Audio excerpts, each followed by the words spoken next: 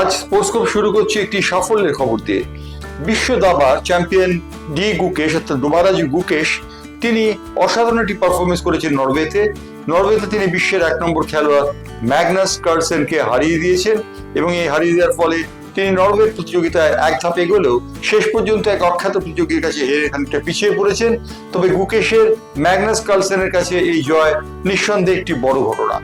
এই বড় ঘটনার সঙ্গে রেশ রেখে আরেকটি বড় ঘটনার দিকে চোখ রাখবো, সেটি হচ্ছে আইপিএল এর ফাইনাল।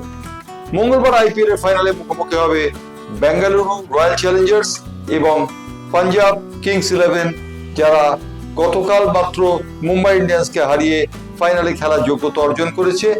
এই ফাইনালে খেলার যোগ্যতা অর্জনের পিছনে অবশ্যই অবদান রয়েছে শ্রেয়াস আয়ারের।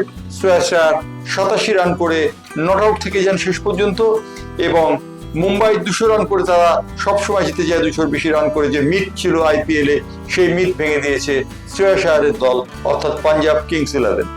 পাঞ্জাব কিংস 11 এই ম্যাচে 5 উইকেটে 207 রান করেছে।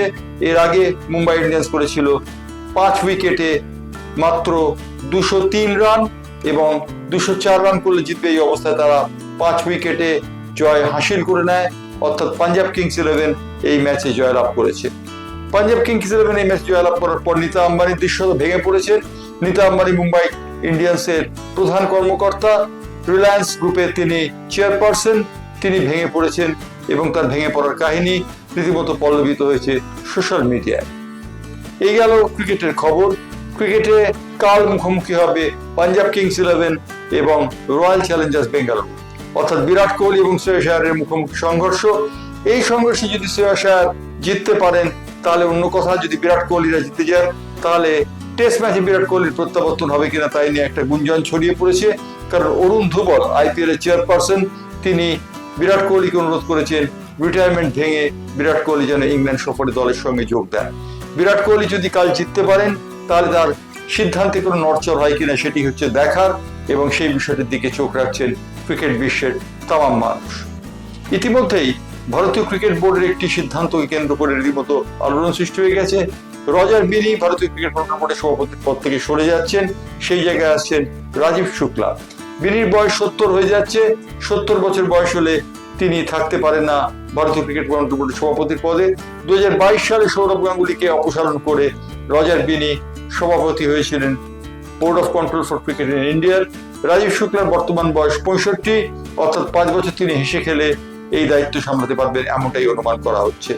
অর্থাৎ রাজীব শুক্লা আসছেন রজার বিনির জায়গায়, এই খবরটি প্রায় নিশ্চিত।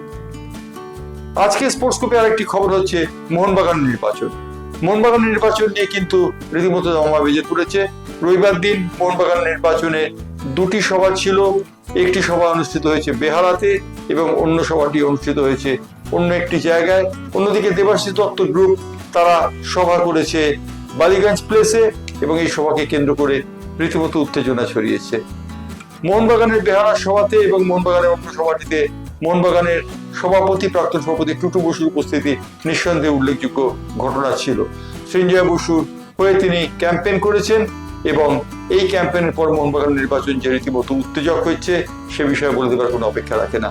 আজ সন্ধ্যে 7টায় হাওড়াতে একটি সভা রয়েছে সঞ্জয় বসু গোষ্ঠীর এবং সেই সভাতেও থেকে বিষোদগার ছুটে আসবে বলে মনে করছে দেবাশিস দত্তর ক্যাম্প। ইতিমধ্যে দেবাশিস দত্ত এবং সঞ্জয় বসুর এই ঘটনাকে ঘিরে রীতিমতো উত্তেজক পরিস্থিতি তৈরি হয়েছে মোহনবাগানে। যদিও মোহনবাগান নির্বাচন কবে সে সম্পর্কে এখনো পর্যন্ত সুস্পষ্ট কোনো নির্দেশ দিতে পারেননি অসীম রায়, যে নির্বাচক মন্ডলের চেয়ারম্যান।